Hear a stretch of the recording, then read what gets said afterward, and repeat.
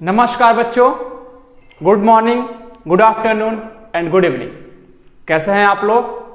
सब बढ़िया। बहुत दिनों बाद से आप लोगों से मुलाकात हो रही। थोड़ा बीच में कुछ प्रॉब्लम्स हो गई थी, कुछ समस्याएं आ गई थी, इस वजह से अगले लेक्चर में थोड़ा डिले हो गया। बट आई होप कि आप लोग बेटर होंगे, अच्छे से आप लोग पढ़ाई अपना कंटिन्यू किए होंगे। ठीक है, तो साथियों, सबसे पहले हम अपना जान लेते हैं कि थोड़ा पिछले क्लास में हम लोग डिस्कशन क्या किया था। अगर पिछले क्लास की बात करें तो हम एक फोटो इलेक्ट्रिक इफेक्ट का लेक्चर सीरीज हम लोगों ने स्टार्ट किया था, और हम लोग देख रहे थे कि फोटो इलेक्ट्रिक इफेक्ट्स का पूरा स्टार्ट किया था एकदम फर्स्ट पॉइंट से, जिसका 7 या लेक्चर आप लोग का हो गया होगा। ठीक है, आई होप कि ये इसके बाद वाला लेक्चर लास्ट होगा आपका। ठीक है, तो हम लोगों ने क्या किया था, एक लेक्चर सीरीज स्टार्ट किया था। किसके ऊपर? फोटो इलेक्ट्रिक इफेक्ट के ऊपर। इस लेक्चर के ऊपर हम ज़्यादा टाइम किस लिए दे रहा हूँ? कहेंगे सर कम से कम 15-20 दिन हो गए, आप इसी लेक्चर पे स्टार्ट किए पड़े हैं। ठीक है, और भी टॉपिक्स हैं। ठीक है, तो पहली बात तो पूरा टॉपिक्स मैं इस ऐप पे कवर नहीं कराने वाला, यूट्यूब पे मैं कवर नहीं कराने वाला। हम लोग पूरा एंटायर सिलेबस है वो हम लोग का एक ऐप है DNS एजुकेयर। मैं बार बार हर वीडियो में बताता हूँ कि हम लोग पूरा सिलेबस उसी में पढ़ाने वाले हैं। फिर भी कुछ चैप्टर्स ऐसे हैं हमारे बच्चों की भलाई के लिए, हम कुछ चैप्टर्स ऐसे हैं जो हम अपने यूट्यूब पे अपलोड करेंगे। ठीक है, और ये कंप्लीटली अलग होगा जो हमारा ऐप पे क्लास चलेगा। ऐप पे आपको कंटेंट मिलेंगे, आपको PDF प्रोवाइड कराया जाएगा, सारी चीज़ आपको पर्सनल गाइडेंस भी मिलेगा, हम खुद गाइड करेंगे। बच्चे हमारे हैं, अभी बहुत सारे बच्चे पढ़ भी रहे हैं। ठीक है, वहाँ हम क्या कर रहे हैं अभी मैथमेटिकल फिजिक्स, अभी ज़्यादा लेट नहीं हुआ, मैंने मैथमेटिकल फिजिक्स पढ़ाया है।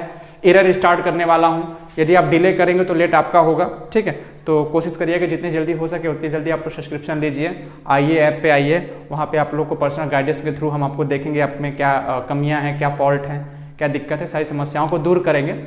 लेकिन उससे पहले हम लोग क्या कर रहे थे, हम लोग ऐप पे, इस यूट्यूब ऐप पे हम लोग क्या कर रहे थे, अपना फोटो इलेक्ट्रिक जो हमारा इफेक्ट था उसके बारे में हम स्टडी कर रहे थे।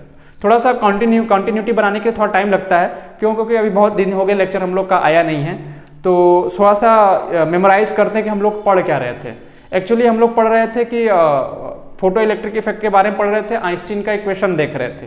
जब आइंस्टीन की इक्वेशन की अपन बात करते हैं तो आइंस्टीन की इक्वेशन की बात करते तो हम लोगों ने बोला था ना कि जो लाइट इंसिडेंट करती है यदि इलेक्ट्रॉन का फोटोन के साथ अगर कैसा कोलिजन हो रहा, इलास्टिक कोलिजन हो रहा, तो कोलिजन के दौरान ऊर्जा में नष्ट नहीं होता। ये सब पूरा लेक्चर पूरा डिटेल में इन डीप हम पिछले लेक्चर में पढ़ाए हुए हैं, पिछले वीडियो में पढ़ाया हुआ है। ठीक है, आप अगर नए हैं, अगर नहीं जुड़े हुए हैं, फर्स्ट टाइम देख रहे हैं, तो क्या करिएगा, सबसे पहले प्लेलिस्ट खोलिएगा, A to Z 1 से स्टार्ट करिएगा, आप देखिएगा, पूरा लेक्चर देखते आएंगे तो ये लेक्चर आपको आई होप कि बहुत बेटर समझ में आएगा। ठीक है, जो बच्चे देखते होंगे वो हम समझ में आ रहा होगा कि हम क्या बोल रहे हैं। हमने ये बोला था कि आइंस्टीन का फोटो इलेक्ट्रिक इफेक्ट का इक्वेशन लिखा था, तो मैंने बोला कि जो फोटोन इंसिडेंट कर रहा है इलेक्ट्रॉन से, उसका जो कोलिजन है वो इलास्टिक कोलिजन है, यानी प्रत्यास्थ संघट्ट है, और प्रत्यास्थ संघट्ट के दौरान, इलास्टिक कोलिजन के दौरान हमारा ऊर्जा में नष्ट नहीं होता, यानी कोलिजन के थ्रू जो हमारी एनर्जी लॉस होनी थी वो एकदम न के बराबर हो जाएगी। ठीक है, तो हम जो बताते हैं कि जो एनर्जी इंसिडेंट होगी, जो लाइट की एनर्जी आ रही है, जो इलेक्ट्रॉन पे फॉल आउट हो रही है, गिर रही है, वो एक्चुअली 2 तरीके से खत्म होगी। वो खत्म कहाँ होगी? एक तो उसके वर्क फंक्शन में खत्म होगी, जिसको बोलते हैं h/ν में, प्लस जितनी एनर्जी बच गई उतना इलेक्ट्रॉन लेके बाहर निकल जाएगा, जिसको बोलते हैं मैक्सिमम काइनेटिक एनर्जी के साथ इलेक्ट्रॉन बाहर निकल जाएगा। अच्छा, मैंने बताया कि इसको हम मैक्सिमम ही क्यों बोल रहे हैं, हम इसको मैक्सिमम ही क्यों कह रहे हैं। तो बच्चों, मैक्सिमम इसको इसलिए कह रहे हैं कि यदि हमारा कोलिजन के दौरान इलास्टिक कोलिजन के दौरान, यदि हमारा कोलिजन के दौरान एनर्जी जो नष्ट हुआ है वो 0 के बराबर हो जाए, तो जो इलेक्ट्रॉन निकलेगा उसकी एनर्जी उसकी एनर्जी मैक्सिमम होगी। वैसे नॉर्मली इक्वेशन लिखते हैं, ये तो आइंस्टीन का इक्वेशन था, आइंस्टीन का फोटो इलेक्ट्रिक इक्वेशन था, मैंने इसको लिखा। अगर नॉर्मली मैं लिखूं, अगर एनर्जी लॉ को फॉलो करते हुए लिखूं, तो मैं बोलूं जो लाइट इंसिडेंट होगी किसी सरफेस पे, मेटल के सरफेस पे, वो 2 तरीके से खत्म होगी बच्चों। 2 तरीके से कैसे खत्म होगी? एक तो उसके कोलिजन के दौरान खत्म होगी, EC कोलिजन के दौरान, प्लस उसके वर्क फंक्शन में खत्म होगी, वर्क फंक्शन का भी कॉन्सेप्ट मैंने अच्छे से बताया है। प्लस अब जितनी एनर्जी बच गई है ना, उतना इलेक्ट्रॉन लेके क्या कर जाएगा, बाहर निकल जाएगा, उसे बोलेंगे क्या, काइनेटिक एनर्जी ऑफ इलेक्ट्रॉन, यानी गतिज ऊर्जा के रूप में इलेक्ट्रॉन क्या करने लगेगा, उस एनर्जी को गेन करके वो वेलोसिटी से मूव करने लगेगा, यानी वो गतिज ऊर्जा में कन्वर्ट हो जाएगी। तो जो एनर्जी फॉल हो रही थी सरफेस पे वो कोलिजन में खर्च हुई, वो उसके वर्क फंक्शन में खर्च हुई, और जितना बचा इलेक्ट्रॉन करके क्या कर गया, सरफेस से लेके बाहर निकल गया उसके काइनेटिक एनर्जी के रूप में। ये तो नॉर्मल इक्वेशन था, कोई नॉर्मल इक्वेशन था यदि फोटो इलेक्ट्रिक इफेक्ट हो रहा तो। लेकिन अगर अल्बर्ट आइंस्टीन का फोटो इलेक्ट्रिक इफेक्ट देखें तो आइंस्टीन सर ने यही कहा था कि जो कोलिजन हो रहा है सरफेस का, फोटॉन का और इलेक्ट्रॉन के, सरफेस के इलेक्ट्रॉन के साथ, वो एक्चुअली कोलिजन कैसा हो रहा है, उन्होंने नाम दिया कोलिजन कैसा हो रहा है, इलास्टिक कोलिजन। हिंदी वाले बच्चे इसको बोलते हैं प्रत्यास्थ संघटन, इलास्टिक कोलिजन बोलते हैं। तो इलास्टिक कोलिजन के दौरान कोलिजन वाली एनर्जी क्या होती है, ये गायब हो गई, ये एनर्जी कितनी हो गई, जीरो हो गई, ये एनर्जी कितनी हो गई, जीरो हो गई। तो ये वाला इक्वेशन इस इक्वेशन में कन्वर्ट हो गया। जब ये वाला इक्वेशन इक्वेशन में कन्वर्ट होगा तो जो काइनेटिक एनर्जी होगी ना उस समय बच्चों इलेक्ट्रॉन की, वो मैक्सिमम हो जाएगी। ठीक है, तो यही हमारा पूरा कॉन्सेप्ट हम लोगों ने पिछले क्लास में हम लोगों ने डीप स्टडी किया था। बट आज जैसा कि आप पीछे देख रहे होंगे बड़ी सी हेडिंग लिखी है, आज हम लोग को क्या करना है, एक्सपेरिमेंटल स्टडी करना है। हालांकि थोड़ा बहुत हिंट मैंने पिछले क्लास में सेकेंड या थर्ड लेक्चर में मैंने बाकायदा इसको डिस्क्राइब किया था, लेकिन जो मेरा आज का मेन उद्देश्य है मेरा है कि एक्सपेरिमेंटल स्टडी करना, किसका, फोटो इलेक्ट्रिक एक्सपेरिमेंट जो परफॉर्म किया गया था, जो हुआ था, उसका हमको एक्सपेरिमेंटल स्टडी करना है। हमको जानना है कि इसके अंदर की क्या चीजें निकल के आती हैं। तो ये तो चीज आपको पता है ना कि लाइट सरफेस पे फॉल करती है ना, सरफेस से क्या करता है, इलेक्ट्रॉन इजेक्ट आउट होता है, ठीक है, कैथोड तक पहुंचता है, एनोड तक पहुंचता है, वहां कलेक्ट होता है, हमारा करंट फ्लो कर जाता है। जो इलेक्ट्रॉन निकल रहा है उसे फोटो करंट बोलते हैं, जो करंट उस इलेक्ट्रॉन की वजह से बह रहा है उसे फोटो करंट बोलते हैं। Photo electron and photo current का कॉन्सेप्ट मैंने बाकायदा समझाया था।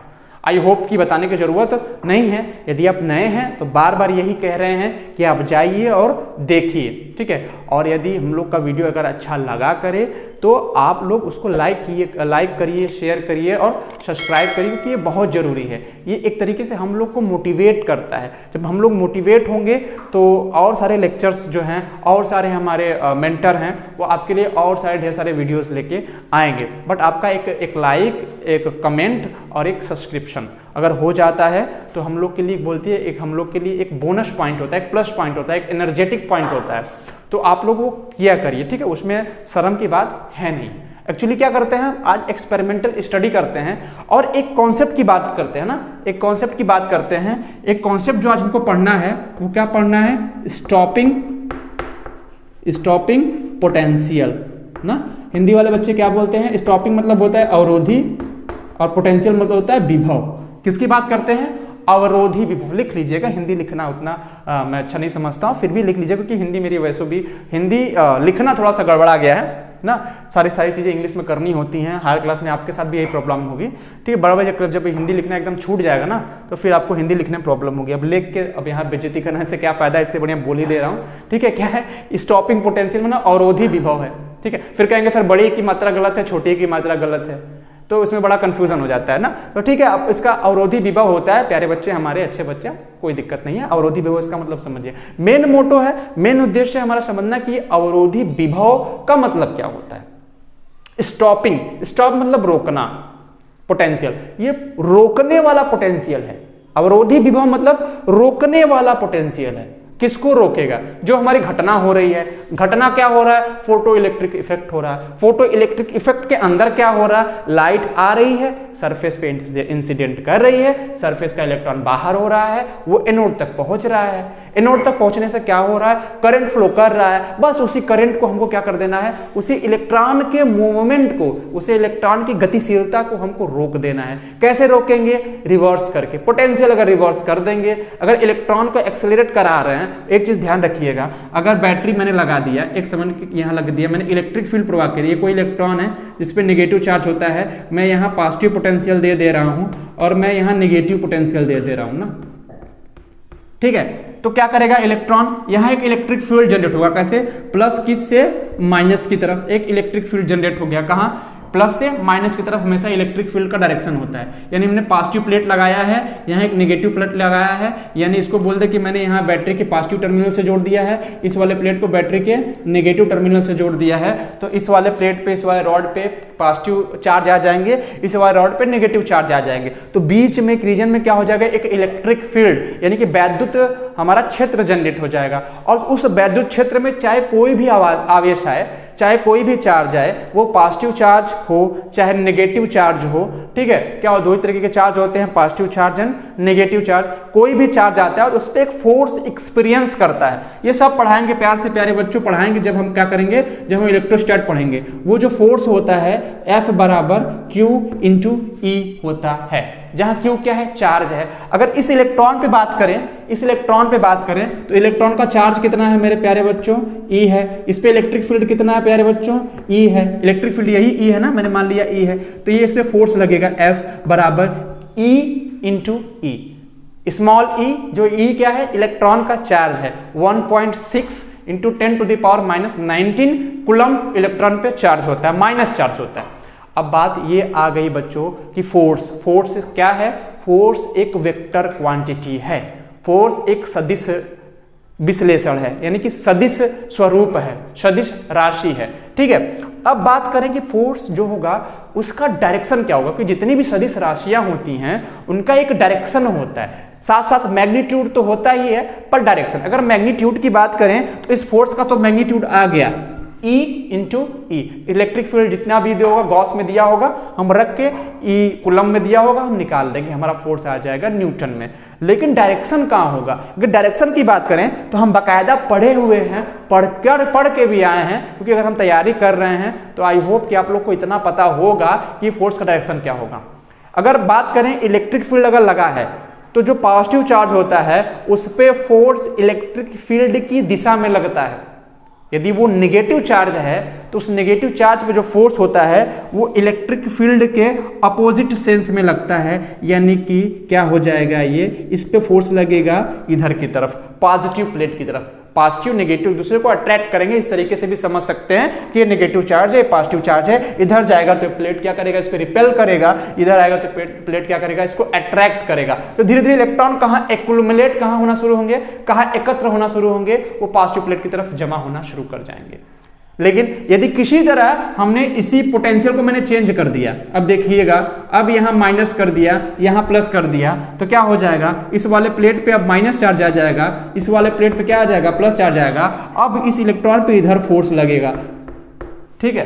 तो अगर हम पोलैरिटी चेंज कर रहे हैं बैटरी की, whenever we change the polarity of the battery, the force acted on the charged particle is reversed।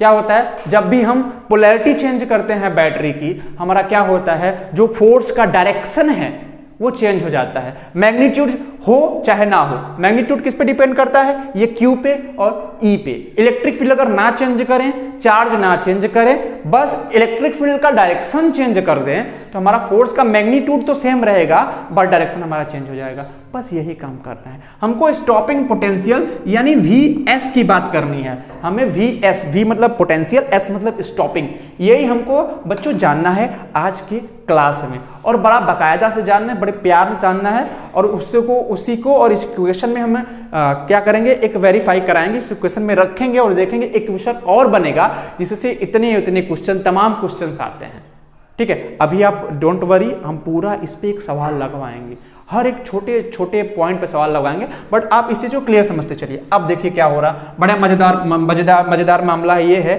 कि मैंने बोला कि अगर फोटो इलेक्ट्रिक इफेक्ट हो रहा है तो पहला कंडीशन क्या है, first of all if photo electric effect is occurring, what is the first condition.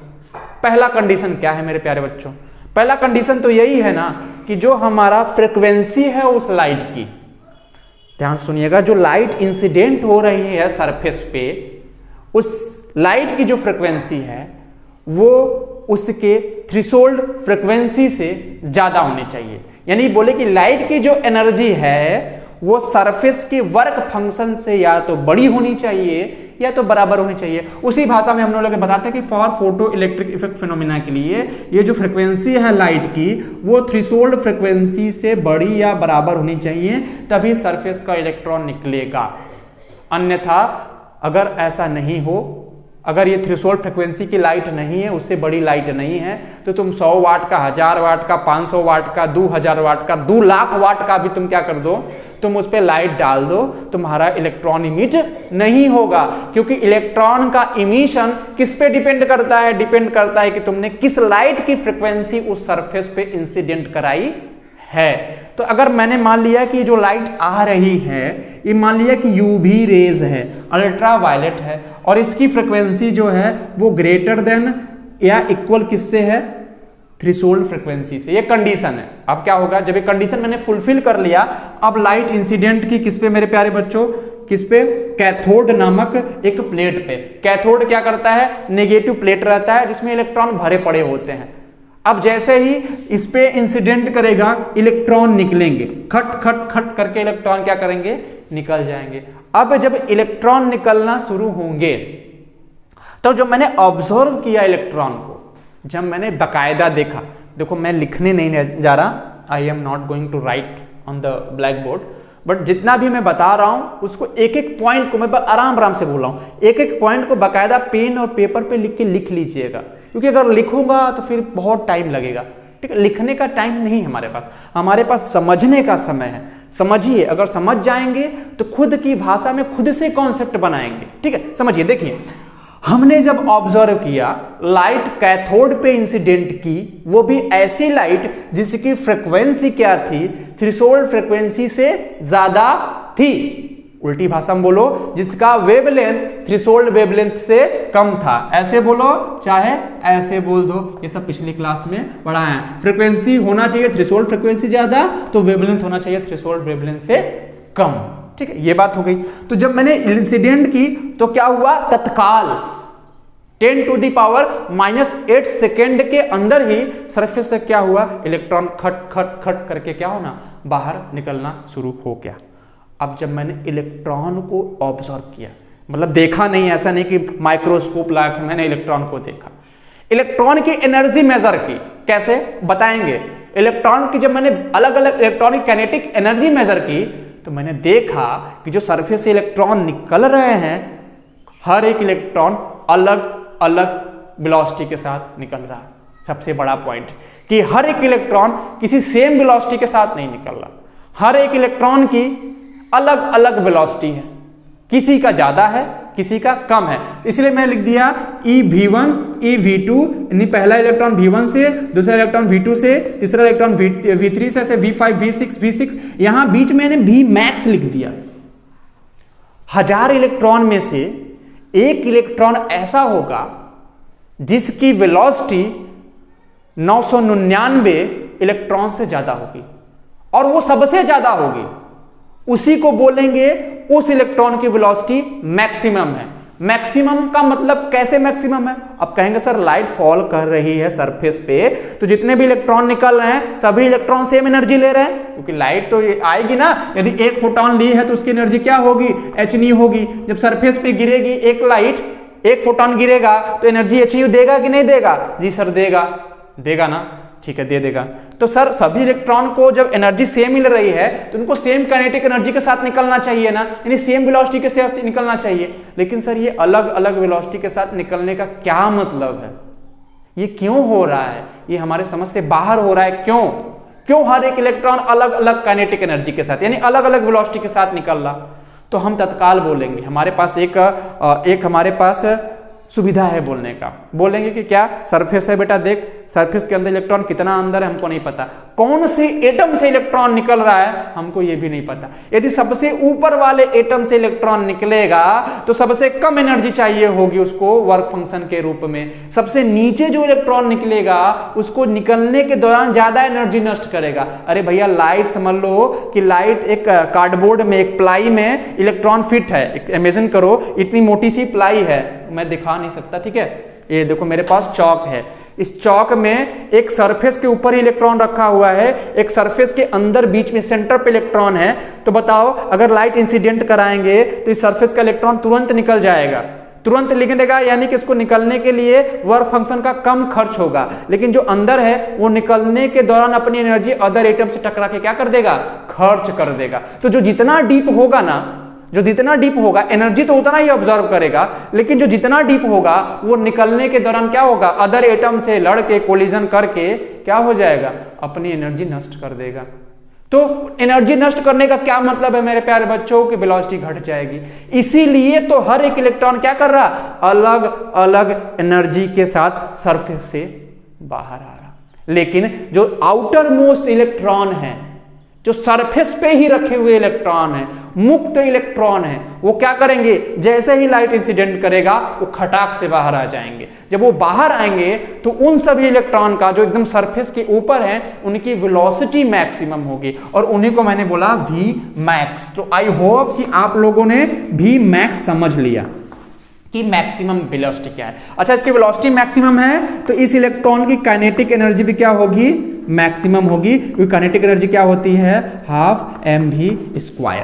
तो कुछ इलेक्ट्रॉन्स ऐसे होंगे जिनकी काइनेटिक एनर्जी मैक्सिमम होगी, कुछ इलेक्ट्रॉन्स ऐसे होंगे जिनकी काइनेटिक एनर्जी मिनिमम होगी, और कुछ इन दोनों के बीच में होंगे। तो कहो कि एक प्लेट से इलेक्ट्रॉन जो निकल रहे वो सेम काइनेटिक एनर्जी के साथ निकल रहे, ना, सब क्या करें, अलग अलग काइनेटिक एनर्जी के साथ निकल रहे हैं। लेकिन कुछ इलेक्ट्रॉन्स ऐसे हैं जो सबसे ज्यादा काइनेटिक एनर्जी के साथ निकल रहे हैं, ठीक है। और काइनेटिक एनर्जी का सीधा लेना देना किसके है, इलेक्ट्रॉन के मूवमेंट से, इलेक्ट्रॉन की गतिशीलता से। अब क्या करते हैं, हमको मेजर करना है कि जो मैक्सिमम वाला इलेक्ट्रॉन है ना, जो मैक्सिमम वाले इलेक्ट्रॉन की काइनेटिक एनर्जी वो एक्चुअली में है कितनी, वो भैया है कितना। यही मेरा मेन उद्देश्य है। कैसे मेजर करेंगे, अरे सोच लो जरा एक जरा ध्यान से ऐसे देखिएगा ना। मैंने ये प्लेट लगा दिया, ठीक है, ये पॉजिटिव प्लेट लगा दिया ना, इधर हम करते हैं ये नेगेटिव प्लेट, ये नेगेटिव प्लेट लगा दिया, ये पॉजिटिव प्लेट लगा दिया। मैंने बैटरी लगा के दो प्लेटों के बीच में नेगेटिव और पॉजिटिव पोलैरिटी डाल दिया। आई होप कि इधर दिख रहा होगा बेटर ना, ठीक है। अब मान लो कि एक लाइट इंसिडेंट करा दिया मैंने सरफेस पे, जिसकी फ्रीक्वेंसी ऐसे है, थ्रेशोल्ड फ्रीक्वेंसी ज्यादा है। तो इस सरफेस से क्या होगा मेरे प्यारे बच्चों, इलेक्ट्रॉन निकलेंगे, ऐसे इलेक्ट्रॉन, ढेर सारे इलेक्ट्रॉन निकल गए। मैं चीनी चार को दिखा रहा, मेरे पास सुविधा नहीं है दिखाने का इतना, ढेर सारे इलेक्ट्रॉन निकल गए। अब निकल गए तो क्या होगा, इनमें कुछ इलेक्ट्रॉन की वेलोसिटी v1 होगी, कुछ की v2 होगी, कुछ की v3 होगी, लेकिन कुछ ऐसे होंगे जिनके इलेक्ट्रॉन की वेलोसिटी क्या होगी, मैक्सिमम होगी, इन सभी से ज्यादा होगी। तो कैसे पता करेंगे कि ये जो v max है एक्चुअली में वो कितना है, यानी k max है, मैक्सिमम काइनेटिक एनर्जी वाला इलेक्ट्रॉन की कितनी एनर्जी है, हम कैसे फाइंड आउट करेंगे। क्या करेंगे, मैंने पोटेंशियल लगाया है, हमारे पास ये बैटरी से मैंने इसको नेगेटिव इसको पॉजिटिव से जोड़ रखा है।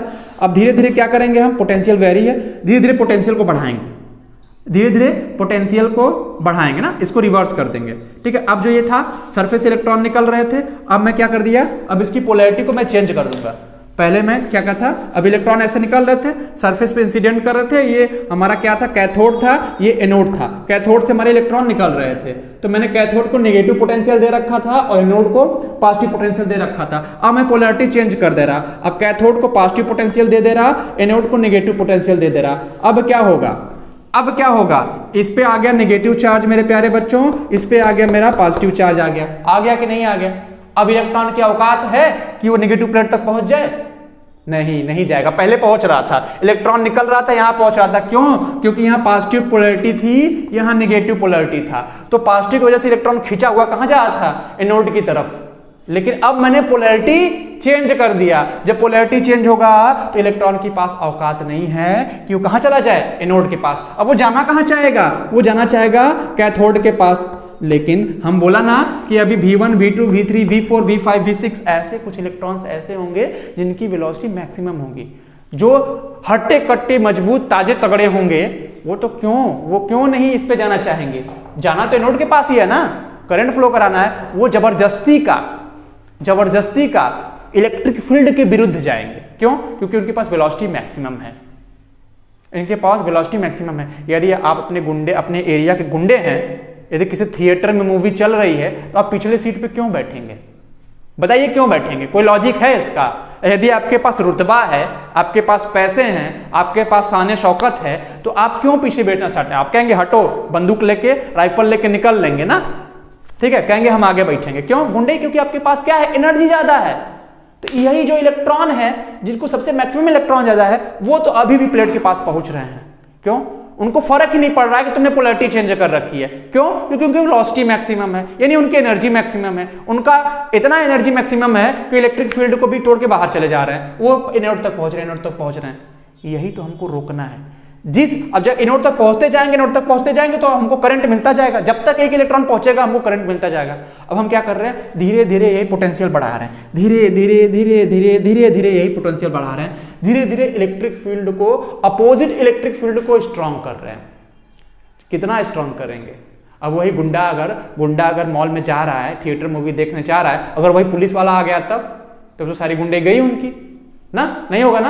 तो यही तब जब तक पोटेंशियल बढ़ाते जाएंगे, जब पोटेंशियल बढ़ाते जाएंगे, एक पोटेंशियल ऐसा होगा, एक पोटेंशियल ऐसा आएगा जो मैक्सिमम काइनेटिक एनर्जी वाला इलेक्ट्रॉन भी क्या हो जाएगा, एनोड तक पहुंचने में असफल हो जाएगा। वही जो हमारा पोटेंशियल होगा, उसी पोटेंशियल को बोलेंगे स्टॉपिंग पोटेंशियल, अवरोधी विभव। बड़े प्यार से, दुलार से, पुचकार से सुनिएगा क्या, कि जब हम रिवर्स वोल्टेज को इंक्रीज करेंगे, हम रिवर्स वोल्टेज को इंक्रीज करेंगे, इंक्रीज करते करते करते करते एक ऐसा पोटेंशियल आएगा मेरे प्यारे बच्चों, कि जिस पे मैक्सिमम वेलोसिटी वाला इलेक्ट्रॉन, यानी मैक्सिमम काइनेटिक एनर्जी वाला इलेक्ट्रॉन एनोड तक पहुंचने में असफल हो जाएगा। उसी पोटेंशियल को हम बोलेंगे स्टॉपिंग पोटेंशियल। तो बच्चों, हम ऐसे लिख सकते हैं कि नहीं लिख सकते हैं? अभी आप ही लोग बताइएगा, हम कुछ गलत लिख रहे हैं। यदि हम कह दें कि जो स्टॉपिंग पोटेंशियल है वो EVS है, यानी कि एनर्जी जो है उस स्टॉपिंग पोटेंशियल की वो K मैक्स के बराबर हो जाए, ठीक है। जो इलेक्ट्रॉन को एनर्जी हम अपोजिट सेंस में प्रोवाइड कर रहे हैं, E इंटू VS, वो K मैक्स के बराबर हो गया। अरे जब रिवर्स वाली पोटेंशियल, यानी इलेक्ट्रॉन को रिवर्स एनर्जी जो दे रहे हैं, उल्टी एनर्जी दे रहे हैं, क्या E इंटू VS, वो बराबर हो गया जो इलेक्ट्रॉन की मैक्सिमम काइनेटिक एनर्जी के साथ। तो यही हमारा क्या होगा, यही हमारा होगा। तो करंट हमारा क्या हो जाएगा, करंट हमारा जो बोलेंगे IP है, फोटो करंट है, वो उस केस में क्या हो जाएगा, 0 हो जाएगा। तो एक यहां से केस बन गया कि मैक्सिमम काइनेटिक एनर्जी किसके बराबर होती है, electron multiplied by stopping potential. Stopping potential को आप लोग कैसे डिफाइन कर सकते हैं? कहते हैं वह निगेटिव रिवर्स वोल्टेज, जिस वोल्टेज पे मैक्सिमम काइनेटिक एनर्जी वाला इलेक्ट्रॉन भी एनोड तक पहुंचने में असफल हो जाता है, हमारा क्या हो जाता है, उसी पोटेंशियल को बोलेंगे स्टॉपिंग पोटेंशियल। और ये निगेटिव में होता है, क्या होता है, ये निगेटिव में होता है, यानी कि ये निगेटिव बाइसिंग होती है, निगेटिव वोल्टेज होती है। पॉजिटिव बढ़ाएंगे तो हमारा, अगर पॉजिटिव का क्या मतलब है, पॉजिटिव का मतलब है, देखो पॉजिटिव का क्या मतलब है वो प्यार समझिएगा। पॉजिटिव का मतलब ये नहीं है, निगेटिव का मतलब ये नहीं कि -2 वोल्ट, -4 वोल्ट, -6 वोल्ट, ऐसा मतलब बिल्कुल भी नहीं है।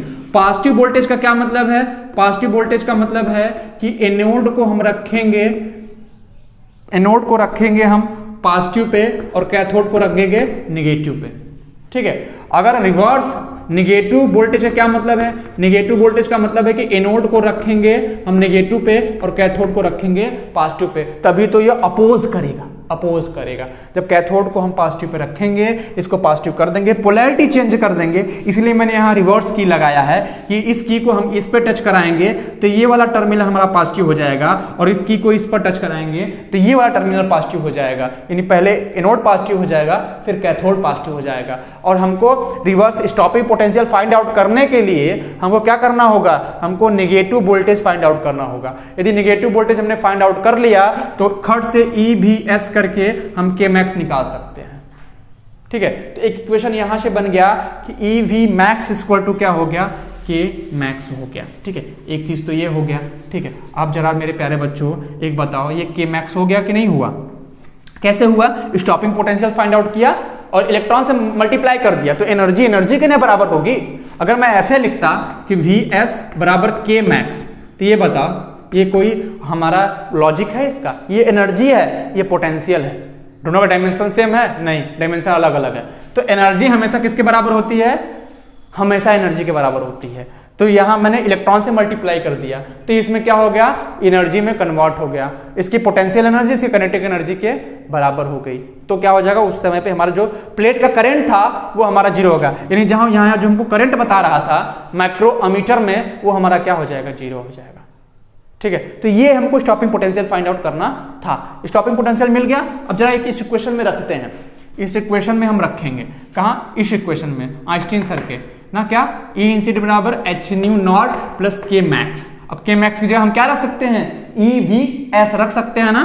तो क्या हो जाएगा? E इंसिडेंट का मतलब होता है h न्यू इंसिडेंट, पहले ही बताए हैं। ठीक है, अब फाई यानी कि h new not plus EVS। ठीक है, हम क्या कर सकते हैं? हम निकाल सकते हैं किसकी वैल्यू? EVS बराबर क्या निकाल सकते हैं? h new incident minus h, यानी कि इसको सीधे फाई भी लिख सकते हैं, कोई दिक्कत नहीं। h न्यू नॉट को हम फाई भी लिखते हैं। तो हमारा एक इक्वेशन बन गया। यदि Vs की वैल्यू निकालना चाहें मेरे प्यारे बच्चों, तो Vs की वैल्यू क्या आ जाएगी? E से डिवाइड कर दो, Vs की वैल्यू आ जाएगी h new incident divide by E minus phi upon E। ये हमारा किसकी वैल्यू आ गई? Vs की वैल्यू आ गई। देखो कुछ अच्छा लग रहा है ना, बिल्कुल आराम से आ गया, कोई इसमें दिक्कत नहीं। दिक्कत तो यही हमको क्या करना था? V मैक्स की वैल्यू हमको फाइंड आउट करनी थी, यानी कि हमको K मैक्स की वैल्यू मिल गई, E मिल गया, हमको Vs मिल गया, स्टॉपिंग पोटेंशियल मिल गया। अच्छा, एक जो और महत्वपूर्ण चीज थी, 2-3 यहाँ पॉइंट ये हमको मिल गया ना। अच्छा, इस इक्वेशन को हम इधर लिख सकते हैं, इरेज करके, बिल्कुल लिख सकते हैं, हम लोग के पास जगह है, पर्याप्त जगह है। तो ठीक हो, लिख दिए। हम क्या लिख दिए कि जो हमारा आ गया EVS बराबर क्या आ गया? हमारा आ गया h new incident minus phi. ये क्या है? ये जो लाइट इंसिडेंट करी उसकी एनर्जी है। ये क्या है? ये वर्क फंक्शन है। और ये क्या है? स्टॉपिंग पोटेंशियल की एनर्जी है। और यही EVS किसके बराबर होता है? EVS किसके बराबर होता है? K मैक्स के बराबर होता है। ठीक है। अच्छा बच्चों, ये बताओ कि यदि हम ग्राफ बनाना चाहें, किसका ग्राफ बनाना चाहें? किसका? K मैक्स का वर्सेस ऐसे VS वर्सेस क्या? K max. तो ये कैसा ग्राफ बनेगा? ये स्ट्रेट लाइन ग्राफ बनेगा। जैसे जैसे मैक्सिमम इलेक्ट्रॉन की काइनेटिक एनर्जी बढ़ती जाएगी, उसी तरीके से हमको उसको रोकने के लिए, मतलब स्टॉपिंग पोटेंशियल की वैल्यू भी क्या होती जाएगी? बढ़ती जाएगी। यदि मैक्सिमम काइनेटिक एनर्जी का इलेक्ट्रॉन 40 जूल का है, तो हमको स्टॉपिंग पोटेंशियल भी लगभग 40 जूल का ही लगाना पड़ेगा। यदि 50 जूल का मैक्सिमम है, तो 50 जूल की हमको एनर्जी लगानी पड़ेगी रिवर्स वाले में। तो जैसे जैसे हमको क्या पड़ जाएगी? Vs की यानी K मैक्स की वैल्यू इंक्रीज करती जाएगी, Vs की वैल्यू भी हमको इंक्रीज करती जाएगी, वो भी डायरेक्टली इंक्रीज करेगी, डायरेक्टली प्रोपोर्शनल होगी। ठीक है, ये चीज यहाँ से क्लियर होता है। अच्छा, ये चीज को ग्राफ को बना लीजिएगा, हम इरेज कर दो, क्योंकि हम उसको इरेज नहीं करना चाह रहे एक्सपेरिमेंटल सेटअप को, क्योंकि उसके बारे में भी थोड़ा बहुत अभी और बनाना है। ठीक है, अब क्या करते हैं? अब जरा एक चीज ध्यान से रखते हैं, एक चीज ध्यान में रखते हैं कि इसको मेमोरी में आप लोग को रिटेन करना है। रिटेन इन मेमोरी, दिमाग में इसको क्या कर देना है? फिट करके रख लेना है, कंप्यूटराइज करके रख लेना है। क्या ना? Retain in memory. मेमोरी में क्या रिटेन करना है? आपको लग रहा है कि सरफेस पे फोटोन इंसिडेंट हो रही है। जी सर, हो रही ना? बताओ। अरे तुम्ही को मोबाइल में देख रहे हो ना? हाँ हाँ, तुम्ही को। अरे भाई, तुम्ही को बता रहे, देख रहे हो मोबाइल में? हाँ, बताओ बताओ बताओ। तुमको लग रहा होगा फोटोन इंसिडेंट हो रही। इंसिडेंट फोटोन क्या कर रहा है? इलेक्ट्रॉन को इजेक्ट कर रहा। अगर मैंने बोल दिया मैंने 10⁶ फोटोन फॉल आउट कराया सरफेस पे, मानते हो कि नहीं? अरे भाई, तुम ही से मोबाइल देख रहे हो ना? हाँ, 10⁶ फोटोन को इंसिडेंट कराया। जी सर, इंसिडेंट कराया। 10⁶ फोटोन इंसिडेंट का तो क्या 10⁶ इलेक्ट्रॉन भी इजेक्ट होंगे? बिल्कुल सर, अगर 10⁶ फोटोन आया तो 10⁶ इलेक्ट्रॉन भी निकलेंगे। क्यों? कि सब अभी तो आपने बोला कि सर जितने इलेक्ट्रॉन आते हैं, हर एक इलेक्ट्रॉन, जितने फोटोन आते हैं, हर एक फोटोन क्या करता है? एक इलेक्ट्रॉन को निकालता है। तो भैया अगर 10⁶ अगर फोटोन इंसिडेंट हो रहे हैं कि सरफेस पे, तो सरफेस से 10⁶ इलेक्ट्रॉन भी इजेक्ट होने चाहिए, निकलने चाहिए। लॉजिक तो है इसके पीछे, होना तो चाहिए, लेकिन एक्चुअली में ऐसा होता नहीं है, नहीं होता है। क्यों? क्योंकि लाइट जो फॉल होती है ना, उसकी दो फेनोमेना और होती है, वो रिफ्लेक्ट भी हो सकती है। तो कुछ पार्ट ही क्या होते हैं, लाइट का सरफेस से अब्जॉर्ब होते हैं, कुछ पार्ट रिफ्लेक्ट भी हो जाते हैं, कुछ पार्ट ट्रांसमिट करके बाहर भी निकल जाते हैं, डिपेंड करता है कि मेटल क्या है। तो यदि 10⁶ फोटोन आ रहे हैं तो जरूरी नहीं है कि 10⁶ इलेक्ट्रॉन ही निकले। हम ये जानते हैं कि एक फोटोन एक इलेक्ट्रॉन को निकालता है, तो 10⁶ फोटोन से 10⁶ इलेक्ट्रॉन को निकालना चाहिए, पर ऐसा होता नहीं है। 10⁶ अगर फोटोन आ रहा है तो हो सकता है कि 10⁻² या 10⁻1 इलेक्ट्रॉन ही निकले वहां से। ऐसा क्यों? क्योंकि कुछ पार्ट क्या हो जाएंगे, सरफेस के थ्रू एब्जॉर्ब हो जाएंगे, कुछ पार्ट रिफ्लेक्ट हो जाएंगे। तो जब रिफ्लेक्ट होंगे, हर एक फोटोन क्या करता है, हर एक फोटोन हर एक इलेक्ट्रॉन को नहीं इजेक्ट कर पाता। अच्छा, तो कितना निकलता है, कैसे पता करेंगे? उसी को हम डिफाइन करेंगे क्वांटम इफिशियंसी से। किससे? ईटा से डिफाइन करेंगे। पता करेंगे कि जो लाइट आ रही है, फॉल आ रही है, वो लाइट, इतना लाइट आई है, कितनी एनर्जी निकाल रही है, यानी कितना इलेक्ट्रॉन निकाल रहा है। हम डिफाइन कर लेंगे तो हमको पता चल जाएगा कि वो जो इफिशियंसी है सरफेस की, वो कितनी है। कैसे? इफिशियंसी को कैसे फाइंड आउट करेंगे? कैसे? कितनी लाइट फॉल हो रही है सरफेस पे और कितना इलेक्ट्रॉन निकल रहा, कितना फोटोन फॉल हो रहा है और कितना इलेक्ट्रॉन वो निकाल रहा, उसी को बोलेंगे क्वांटम इफिशियंसी। क्वांटम मतलब लाइट की इफिशियंसी कितनी है, कि वो लाइट कितना सरफेस से इलेक्ट्रॉन को निकाल रहा। चलो इसको डिफाइन करते हैं। कैसे? नंबर ऑफ इलेक्ट्रॉन इजेक्टेड, ठीक है, upon incident light, number of incident photon, यानी कितने फोटोन इंसिडेंट कर रहे हैं और उस फोटोन के इंसिडेंट करने से कितने इलेक्ट्रॉन निकल रहे हैं, इसी को बोलेंगे क्या, क्वांटम इफिशियंसी। यानी एक की बात करें कि अगर इसको लिखना चाहें तो कह दें कि अगर नंबर ऑफ इलेक्ट्रॉन को स्मॉल n से दिखा रहे हैं तो, और नंबर ऑफ फोटोन को कैपिटल N से दिखा रहे हैं, तो ईटा बराबर क्या हो जाएगा, small n by capital N, जहां स्मॉल n का है नंबर ऑफ इमिटेड इलेक्ट्रॉन और n का है नंबर ऑफ इंसिडेंट फोटोन। ये क्लियर हो गया?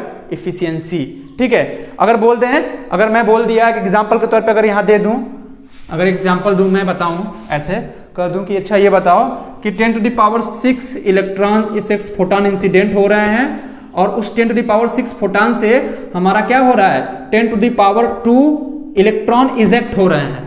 तो बताओ कि इफिशियंसी कितनी है। सीधे इफिशियंसी को ईटा से डिफाइन करते हैं, कितने इलेक्ट्रॉन निकल रहे हैं, 10⁻², और कितने फोटोन इंसिडेंट हो रहे हैं, 10⁻6, यानी इफिशियंसी कितनी हो जाएगी, 10⁻⁻4। यानी बात करें कितना, 0.0001, इससे क्या हो जाएगी, इफिशियंसी हो जाएगी। कितना, number of ejected electron upon number of incident photon. कितना हो रहा था, 10⁻6 फोटोन इंसिडेंट कर रहे थे और कितना निकल रहा था, 10⁻² इलेक्ट्रॉन निकल रहा था। मैंने डिवाइड कर दिया, हमको क्वांटम इफिशियंसी मिल गया, ठीक है। तो ये रही क्वांटम इफिशियंसी की।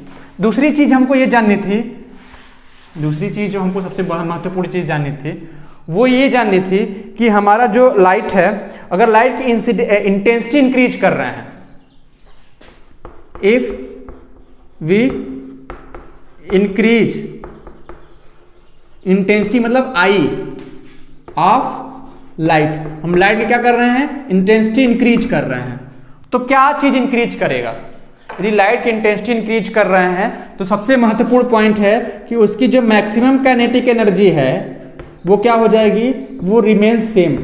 ये दिमाग में गार्ड बांध लीजिएगा, रिमेन्स सेम, वो नहीं बदलेगा, ठीक है।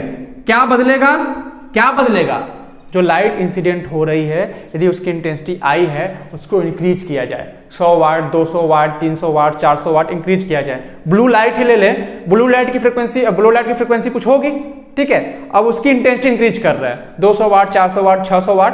तो जब तक फ्रिक्वेंसी में छेड़छाड़ नहीं करेंगे, हम फ्रिक्वेंसी को टच नहीं करेंगे, तब तक हमारी काइनेटिक एनर्जी में चेंज नहीं आएगा, क्योंकि काइनेटिक एनर्जी का सीधा रिलेशन किससे है? उसकी फ्रिक्वेंसी से, लाइट की फ्रिक्वेंसी से। हम यहाँ क्या बढ़ा रहे हैं? इंटेंसिटी बढ़ा रहे हैं, फ्रिक्वेंसी अभी भी कांस्टेंट है, तो काइनेटिक एनर्जी नहीं बदलेगा, काइनेटिक एनर्जी रिमेन्स सेम। ये दिमाग में हमेशा नोट डाउन कर लीजिए, क्योंकि ये बार बार कॉम्पिटिटिव एग्जाम में पूछता है कि लाइट की इंटेंसिटी जो है, लाइट की जो इंटेंसिटी अगर इंक्रीज कर रहे हैं तो क्या इंक्रीज करेगा? काइनेटिक एनर्जी इंक्रीज करेगा कि नंबर ऑफ फोटॉन इंक्रीज करेगा? तो अगर लाइट की एनर्जी इंक्रीज कर रहे हैं तो नंबर ऑफ फोटॉन जो है कि उस लाइट में कितने फोटॉन हैं वो क्या कर जाएंगे? वो इंक्रीज करेंगे। लेकिन काइनेटिक एनर्जी क्या रहेगा? हमारा सेम रहेगा। यानी कि उस लाइट में कितने फोटॉन हैं वो इंक्रीज करेंगे यदि उसकी इंटेंसिटी को हम इंक्रीज करेंगे। लेकिन काइनेटिक एनर्जी अभी भी क्या रहेगा? अभी भी सेम रहेगा। यदि नंबर ऑफ फोटॉन इंक्रीज कर रहे हैं बच्चों, तो नंबर ऑफ इलेक्ट्रॉन भी क्या हो जाएंगे? इंक्रीज करेंगे। मानते हो कि नहीं? स्मॉल या नहीं लिख देना, इसको स्मॉल माने थे ना। नंबर ऑफ इजेक्टेड इलेक्ट्रॉन भी क्या कर जाएंगे? इंक्रीज करेंगे। भैया जितने इलेक्ट्रॉन इंसिडेंट करेंगे उतने भी क्या होंगे? इलेक्ट्रॉन सरफेस से निकलेंगे। तो नंबर ऑफ फोटॉन अगर इंसिडेंट कर रहे हैं तो सरफेस से क्या हो जाएगा? उतने इलेक्ट्रॉन निकलेंगे भी, ठीक है। और जब नंबर ऑफ इलेक्ट्रॉन ज्यादा निकलेंगे तो जो हमारा करंट है, फोटो करंट, वो भी तो इंक्रीज करेगा। तो ये तीन चीजें इंक्रीज करती हैं। इंटेंसिटी ऑफ लाइट अगर इंक्रीज करते हैं तो या ना फोटॉन, नंबर ऑफ फोटॉन उस लाइट में होती हैं वो इंक्रीज करती हैं। तो क्या होता है? जो इलेक्ट्रॉन निकल रहे हैं, इजेक्ट हो रहे हैं, वो नंबर ऑफ ज्यादा निकलते हैं और उसकी वजह से हमारा क्या होता है? जो फोटॉन करंट होता है, जो फोटो करंट होता है, वो हमारा इंक्रीज कर जाता है।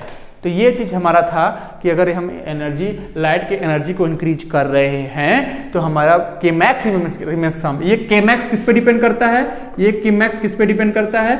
ये फ्रीक्वेंसी पे डिपेंड करता है। ये दिमाग में गांठ बांध लीजिएगा। यदि फ्रीक्वेंसी नहीं चेंज करेंगे तो हमारा Kmax भी हमारा नहीं चेंज होगा। तो ये एक्सपेरिमेंटल सेटअप रहा, ठीक है। आई होप कि ये सब जो पूरा सेटअप था, ये पूरा प्रोसेस था, वो आप लोग को समझ में आया होगा। और ये चीज जो आपको बता रहे थे EVS बराबर h-5, ठीक है। एक चीज और बताया था कि जो Kmax होता है, इसको नोट कर लीजिएगा, Kmax जो होता है वो किसके बराबर होता है? वो EVS के बराबर होता है। अब जब इसी को मैंने क्या रखा? आइंस्टीन सर की इक्वेशन में रखा, तो हमारा बन गया क्या? हमारा बन गया E इंसिडेंट बराबर क्या हो गया हमारा? 5 प्लस क्या हो गया हमारा? Kmax की जगह EVS। तो एक इक्वेशन ये बन गया, ठीक है। ये दो इक्वेशन बना। तीसरा ये है, तीसरा इक्वेशन ये था कि E इंसिडेंट को हम H न्यू इंसिडेंट बोल सकते थे, बिल्कुल बोल सकते हैं। इसको ऐसे भी लिख दिया, इसको लिख दिया, फिर 5 लिख दिया, फिर EVS लिख दिया। एक इक्वेशन ये भी बन गया। चौथा इक्वेशन क्या बना? हम 5 को भी क्या लिख सकते हैं? H न्यू नॉट लिख सकते हैं। तो H न्यू इंसिडेंट बराबर क्या हो गया? H new not plus EVS, ये भी हो गया। एक इक्वेशन ये भी बन गया। जितने इक्वेशन बन रहे वो लिखते चलिए, ठीक है। अब हम क्या कर सकते हैं? ये आइंस्टीन सर का इक्वेशन था ना, E इंसिडेंट बराबर 5 प्लस KE, इसको क्या लिख सकते थे? P²/2m लिख सकते थे। तो E इंसिडेंट बराबर क्या हो गया? ये हमारा हो गया 5 plus P²/2m, P² maximum upon 2m, क्योंकि वहां काइनेटिक एनर्जी क्या थी? मैक्सिमम थी। तो एक इक्वेशन ये बन गया, ठीक है। और उस दिन क्लास में बताए थे कि यदि फ्रिक्वेंसी न्यू है और उसकी फ्रिक्वेंसी 2 न्यू कर दें तो काइनेटिक एनर्जी जो होगी, इसका K1 था, तो ये कभी भी 2 टाइम्स ऑफ K2 जो होगा 2 टाइम्स ऑफ K1 नहीं होगी, हमेशा क्या होगी? उससे बड़ी होगी, क्योंकि फ्रिक्वेंसी को दुगुना, क्योंकि काइनेटिक एनर्जी किस पे डिपेंड कर रही है? फ्रिक्वेंसी पे। तो फ्रिक्वेंसी को अगर दुगुना करेंगे तो काइनेटिक एनर्जी बढ़ेगी जरूर, पर एग्जैक्ट डबल नहीं होगी, वो क्या होगी? डबल से भी ज्यादा हो जाएगी, ठीक है। तो ये हमारा क्या रहा? पिछला कॉन्सेप्ट था, पिछला लेक्चर था। आई होप कि ये सब आप लोग को बेटर समझ में आया होगा। स्टॉपिंग पोटेंशियल की बात समझ में आई होगी। अब जो है इसके बाद का जो लेक्चर होगा मेरे प्यारे बच्चों, वो बहुत बहुत बहुत बहुत जरूरी है। क्यों? क्योंकि उसमें हम क्या बताएंगे? बहुत ही महत्वपूर्ण ग्राफ बताएंगे। वो ग्राफ जो इतना मैंने फार्मूला लिख लिया, स्टॉपिंग पोटेंशियल के बारे में जान लिया, मैंने ये एक्सपेरिमेंटल स्टडी किया, उसके बाद मैंने ये ग्राफ देखा EVS का, और मैंने काइनेटिक एनर्जी मैक्सिमम का ग्राफ मैंने देखा, स्ट्रेट लाइन ग्राफ था। ऐसे कुछ और ग्राफ्स हैं जो बहुत ज़रूरी हैं और उनको पढ़ना भी बहुत ज़रूरी है। ठीक है। तो क्या करते हैं, आई होप कि ये सारी चीज़ें इसके आगे अगर पढ़ाएंगे तो ये चीज़ें आपको क्या हो जाएंगी, बड़ा प्रॉब्लम क्रिएट करेगी, क्योंकि अभी यही समझना कि स्टॉपिंग पोटेंशियल क्या है और क्या क्या इंक्रीज करता है, वो सब चीज़ें समझना आपके थोड़ा कॉम्प्लिकेटेड है, बट समझ में आया होगा। इतना आसानी से मैंने डिलीवर किया है चीज़ों को, तो आपको बहुत बढ़िया समझ में आया होगा। तो जब हम नेक्स्ट क्लास में मिलते हैं तो हम लोग क्या डिस्कशन करते हैं कि कुछ ग्राफ्स हैं और जो लाइट इंसिडेंट हो रही है सरफेस पे, उसका वो कितना फोर्स अप्लाई कर रहा सरफेस पे, उसका प्रेशर, लाइट का प्रेशर हम लोग निकालेंगे, लाइट क्या प्रेशर अप्लाई करता है, ठीक है। अब बोलते हैं कि लाइट कितना रिफ्लेक्ट हो गया है, कितना ट्रांसमिट हुआ है, कितना अब्सॉर्ब हो गया है, कितना अपवर्तित हुआ है, कितना अवशोषित हो गया है, और कितना क्या हो गया है, हमारा ट्रांसमिट हो गया है, दूसरे मीडियम में चला गया है। तो ये सब चीज़ हम दिख रहे हैं, कितना परसेंट रिफ्लेक्ट हुआ है, कितना परसेंट ट्रांसमिट हुआ है, ठीक है। मैंने बोला कि 10⁶ अगर फोटोन इंसिडेंट कर रहे हैं तो जरूरी नहीं है कि 10⁶ इलेक्ट्रॉन ही इजेक्ट हो सकता है कि 10⁻² इलेक्ट्रॉन इजेक्ट हो, क्योंकि हर एक फोटोन एक इलेक्ट्रॉन को निकाल लें, ऐसा कहना मुमकिन ही नहीं, नामुमकिन है, ठीक है। होता ऐसा नहीं है, इफिशियंसी 100% नहीं आती है किसी भी चीज की। 10⁶ फोटोन से 10⁶ इलेक्ट्रॉन निकलने लगे तो इफिशियंसी 100% आएगी, और इफिशियंसी कभी भी 100% नहीं होती। अगर इफिशियंसी 100% होने लगी तो वो चीज आइडियल होती है। जैसे कार्नोट इंजन की बात करें, कार्नोट इंजन में बोलते हैं कि इफिशियंसी हमारी 100% होती है। तो कोई भी चीज इफिशियंसी उसकी 100% नहीं होती, अगर इफिशियंसी 100% होने लगी तो वो चीज आइडियल कहलाती है, ठीक है। तो ये सब चीज थी, सारी चीजें वगैरह मैंने डिस्कस किया। नेक्स्ट क्लास में मैंने क्या पढ़ाऊंगा उसकी भी डिस्कस किया, लेकिन एक जाते जाते एक फिर से बोलूँगा, हर बार बोलता हूँ, बार बार बोलता हूँ, विनम्र निवेदन, आग्रह, अनुरोध जो भी समझे वो करता हूँ, ठीक है। करता इसलिए हूँ क्योंकि ज़रूरी भी है, बच्चों तक पहुँचना ज़रूरी है, उनको पता तो चले कि कंटेंट कहाँ अच्छा मिल रहा है, कहाँ हमको अच्छे से समझ में आ रहा है। बहुत सारे चले बच्चे यहाँ वहाँ भटकते हैं, 4 जगह भटकते हैं, उनको सारी चीज़ें समझ में नहीं आती हैं, फिर वो परेशान हो जाते हैं, इतना कॉम्प्लिकेटेड बना दिया जाता है। मुझे पता है कि आप लोग नहीं पढ़े हैं, 11th-12th में कोविड का टाइम था, बच्चे प्यारे बच्चे हैं, कोई नहीं पढ़ता, हम लोग भी अपनी उम्र में नहीं पढ़े थे, आप भी नहीं पढ़े होंगे, ठीक है। तो हम चाहते हैं कि आपका बेसिक भी क्लियर हो जाए, साथ साथ आप कॉम्पिटिटिव एग्जाम ऐसे चुटकी बजा के क्रैक करें, कोई सा भी, चाहे जेई लेवल का ही क्वेश्चंस क्यों ना हो। आपको ये फिजिक्स जो आप यहाँ पढ़ रहे हैं, जितना पढ़ के जाइए, चैलेंज करता हूँ कि अगर आपका जेई एडवांस तक का क्वेश्चन इससे नहीं फंस गया तो फिर आगे चैनल पे अपना दोबारा विजिट मत करिएगा। इतना तो गारंटी लेके पढ़ा रहा हूँ कि अगर इससे बाहर कहीं क्वेश्चन आ गए, जो मैंने फोटो इलेक्ट्रिक इफेक्ट पढ़ाया है, तुम्हारे किसी भी कॉम्पिटिटिव एग्जाम में, चाहे तुम उठा के अभी तुम MSc का ही पेपर देख लो, अगर इससे बाहर आ गए तो आप दोबारा चैनल पे आके अनसब्सक्राइब कर दीजिएगा। कोई नहीं बोलेगा अनसब्सक्राइब करने के लिए, बट मैं कर रहा हूँ, गारंटी के साथ कर रहा हूँ, क्योंकि मुझे पता है कि मैं क्या पढ़ा रहा हूँ, और ऐसा कंटेंट आपको पूरे यूट्यूब पे नहीं मिलेगा, कहीं भी नहीं मिलेगा, आप जाके देख लीजिएगा। इतना प्यार से, इतना दुलार से, इतना पुचकार से कोई नहीं पढ़ाने वाला मेरे प्यारे बच्चों। क्यों? क्योंकि हम उसी में रमे हुए हैं, हम जानते हैं कि कहाँ से क्वेश्चन आता है। मैं सब एग्जाम दे के बैठा हूँ, मुझे पता है कहाँ कहाँ से क्वेश्चन जाएंगे, तो कभी आप लोग को गलत नहीं पढ़ाऊंगा। हाँ, हो सकता है कि पढ़ाने के दौरान फ्लो में, ठीक है, हो सकता है कुछ गलत शब्द निकल गए हों, ठीक है, हो सकता है बोलना कुछ और चाह रहे थे, बोलना कुछ और निकल गया, लेकिन बोर्ड पे नहीं लिखता गलत, ठीक है।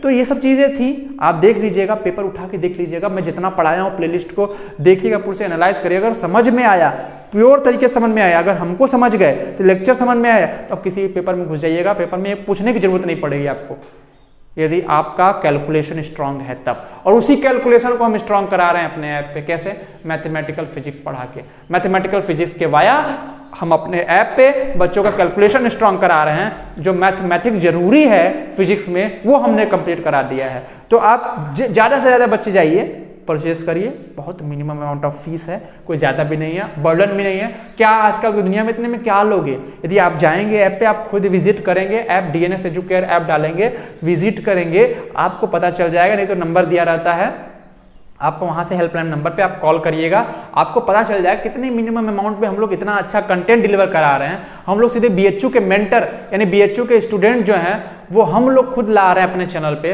पढ़ा रहे हैं। और जो आपका ड्रीम है एक BHU का, अब तो CU CET ने भी क्लियर कर दिया कि एग्जाम होगा, उसका सिलेबस भी आ गया हम लोग के पास, और वही सिलेबस जो मैंने डिस्कशन किया था वही सिलेबस है मेरे प्यारे बच्चों, ठीक है। ज़्यादा टाइम बर्बाद नहीं करते हैं, बट इतना तो हक बनता है कि आप लोग हमारे प्यारे बच्चे हैं, ठीक है, अच्छे बच्चे हैं, तो आप लोगों से अगर बात नहीं करेंगे तो किससे करेंगे, ठीक है। तो चलते हैं, मिलते हैं नेक्स्ट क्लास में। तब तक के लिए क्या करिएगा, लाइक शेयर और सब्सक्राइब कर दीजिएगा, और अपना ख्याल रखिएगा। Bye bye, thank you.